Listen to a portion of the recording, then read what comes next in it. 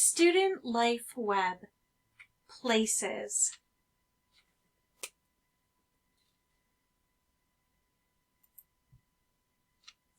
First grade writers, we've been talking about stories from our own lives. We've been thinking of ideas about small moments in time to write about. Today, we are going to listen to a story about small amounts of time that are stretched over several pages into a story. But before we begin, I want you to think about your house. Which room in your house is the busiest room in the house? Pause the video and turn to your learning coach and tell them which room you think is the busiest. And then let them share what room they think is the busiest room in the house. In our story today, In My Mama's Kitchen, the author, Jardine Nolan, explores all the different events that all take place in the kitchen. The author explains, "Seems like everything good that happens in my house happens in my mama's kitchen." After our story today, we're going to explore your favorite places and explain all the good things that happen at that place. In My Mama's Kitchen. Okay, the book that I'm going to be sharing today is called In My Mama's Kitchen by Jardine Nolan. And it's a beautiful story. It is realistic fiction. And I want you to listen carefully to figure out who is telling the story. The summary basically is it's about a little girl, and there she is. And she's remembering happy moments that she has experienced within her mother's kitchen. And some of them have been special occasions, and other times just ordinary everyday events. As you're listening, I also want you to pay attention to some of the text features because it's a regular trait book. It's a storybook with pictures. However, it's kind of set up, the structure is kind of set up where it has headings for each one of the episodes within the story. And in addition to that, I want you to notice through the characters' feelings you can get it like by looking at the illustrations up front within the text. The artist did a great job conveying emotions. And I want you to watch out for that and listen to the dialogue and the actions that you can almost imagine making a picture walk while you're listening to the story. And I think it's one that you'll be able to make a lot of connections to and relate to. So here we go. First in Line. And there's that title that I was talking about for every time they talk about something new. Seems like everything good that happens in my house happens in Mama's kitchen. Like the day Nadine burst in waving a letter over her head. "I got it," she yelled. "I got it." "What?" I shouted back. "What did you get?" Nadine held the letter over her heart and closed her eyes. She read the whole thing without even looking at it. "Dear Miss Jeffries, I am pleased to inform you that you have been accepted to our university on a 4-year music scholarship." We did a dance around Nadine. Mama and Daddy hugged each other real tight. Then Nadine got out her clarinet and played Daddy's favorite song, "This Little Light of Mine." Daddy sang a made-up song about Nadine being the first person in our family to go to college. "This little daughter of mine, first in the family line. This little daughter of mine, she's made it to college time. This little daughter of mine, first to be in line, going to college, see her shine." I felt so proud. I stood on a chair and saluted her. There she is. Look at the picture that's conveying emotions. And there's the hugging proud parents. The wedding. My friend Naomi made all the plans. We held Emma's wedding in the sunniest part of Mama's kitchen right under the window. We marched her down the aisle between Mama's African violets. Jenny was supposed to be the groom, but she squirmed and meowed and wiggled out of her wedding clothes. Then she hid behind the stove. We had the reception anyway. Tea cakes and ice-cold buttermilk. The groom came back when she saw the buttermilk. Right there.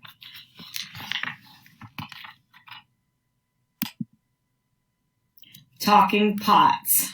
Pots can't really talk, so they're personified in the title. On the Saturday Mama and her sisters do Talking Pots Day, I stay close by. Aunt Katie, Aunt Gloria, and Aunt Ludi always arrive together. Each one is carrying her biggest stewing pot in one arm and shopping bags in the other. The bags Aunt Ludi carries are full of vegetables.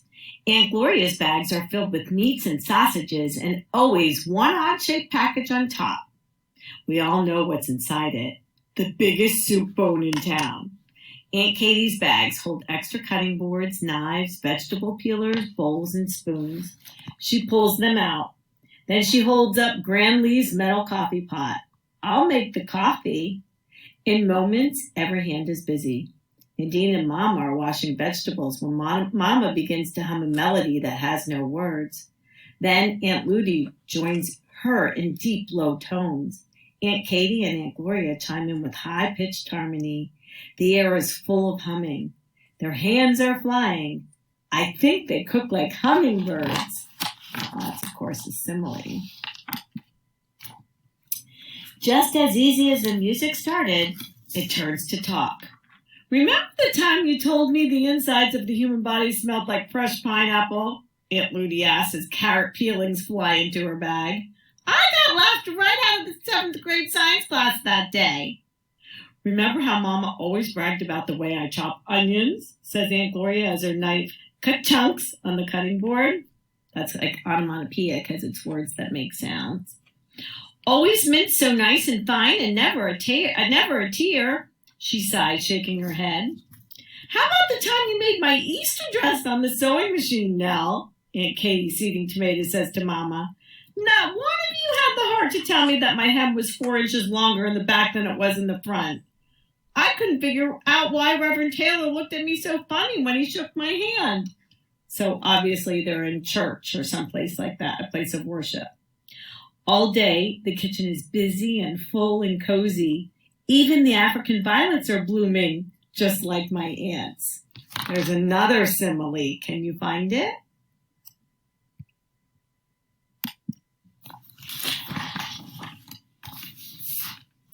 Great Aunt Caroline. When Great Aunt Caroline came to spend her 95th birthday with us, Daddy was glad. I wasn't. Why do we always have to be so quiet around Great Aunt Caroline? I asked Mama. She's very old, Mama said. That didn't seem like a very good reason to me. Great Aunt Caroline wasn't used to cats, so Janny had to sleep in the basement. Great Aunt Caroline wasn't used to children underfoot, so Naomi couldn't come over. Underfoot means that you're kind of in the way. And Great Aunt Caroline always sat in my chair and called it her chair. She was still sitting there while I cleared the table one morning. Henry, her walking stick, rested on her lap. I figured she was watching to make sure I did a good job, but by the time I had finished, her eyes were closed. She sat completely still. It didn't even look like she was even breathing. Had she died? I held my own breath as I leaned over to look in her face. Suddenly, she opened one eye just like Janie. Boo! She shouted. Gotcha! I made you look. Ha ha ha ha ha! And there's the Henry the walking stick. So she has it named. So that's certainly personified. Personification. So we're still with Aunt Caroline. Later, When we went out for a walk, she called me her walking out to the backyard friend. The next one is called Janny's Apples. Every October, Mama makes crabapple jelly. I wash the apples, Nadine peels them, Mama cooks them, and we all fill the jars. It gets pretty busy, so usually Janny hides behind the stove.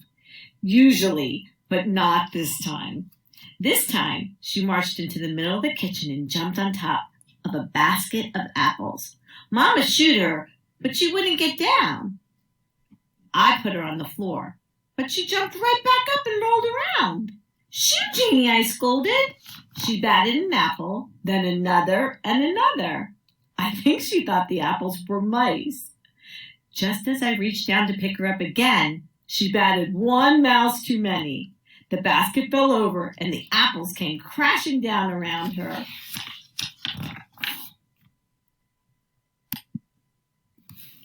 Apples rolled all over the floor. I tripped and fell right on top of Janny. Janny howled. Mama dropped a pot of water. Nadine screamed and grabbed for a mop. But then Janny was frantic.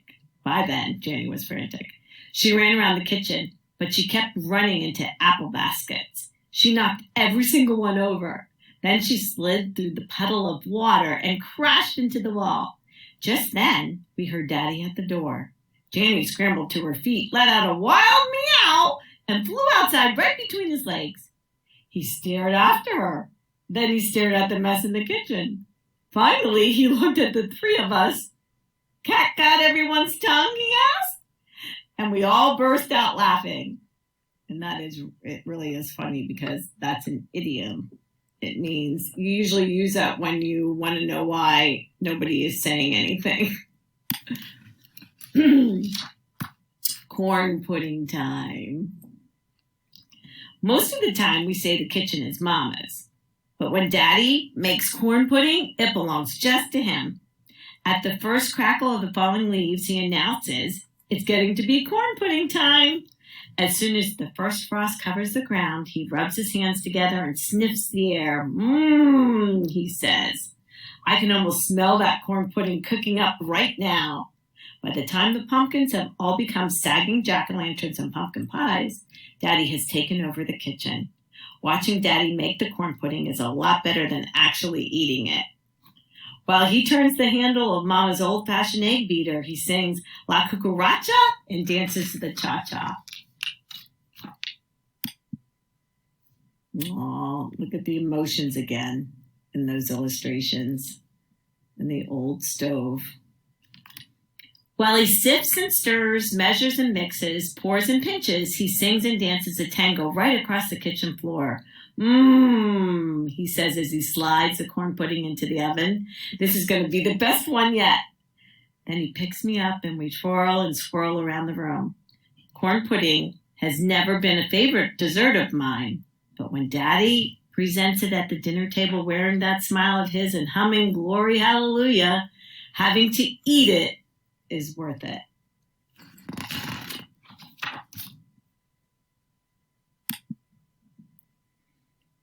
This episode is called Winter and Gran Lee. So listen to see if you can figure out what Gran Lee is or who Gran Lee is.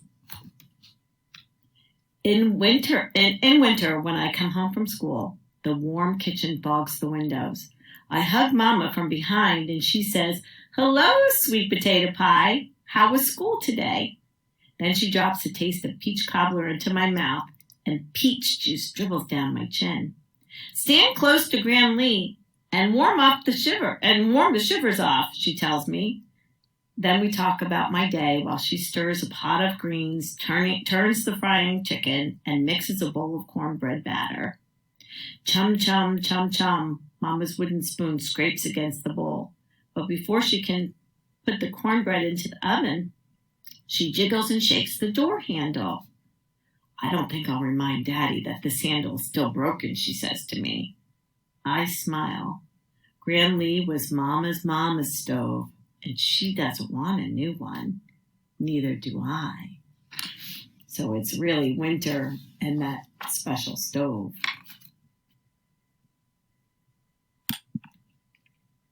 Nighttime serenades. Sometimes in the middle of the night I wake up. When the house is dark and quiet, I can count the ticks of the clock. 493, 494. I go into the kitchen for something to eat. Sometimes Daddy and Janie are already there. We sit and snack together on whatever we like. Sometimes we make sandwiches out of leftovers and have ice cream and cookies. We giggle and munch and try not to wake the others. We talk in whispers and make big gestures, but Daddy isn't all that good at being quiet. Clang, bang, a lid falls on the floor. Soon Mama and Nadine are in the kitchen too, and Daddy doesn't have to whisper anymore. Now that we're all here, how about a story? Daddy asks. Then he starts the way he always starts. When I was a little boy down on the farm, after the story come songs. Daddy calls them serenades for sleepless nights. We sit around the table talking and singing and laughing, just like that's what everybody does in the middle of the night.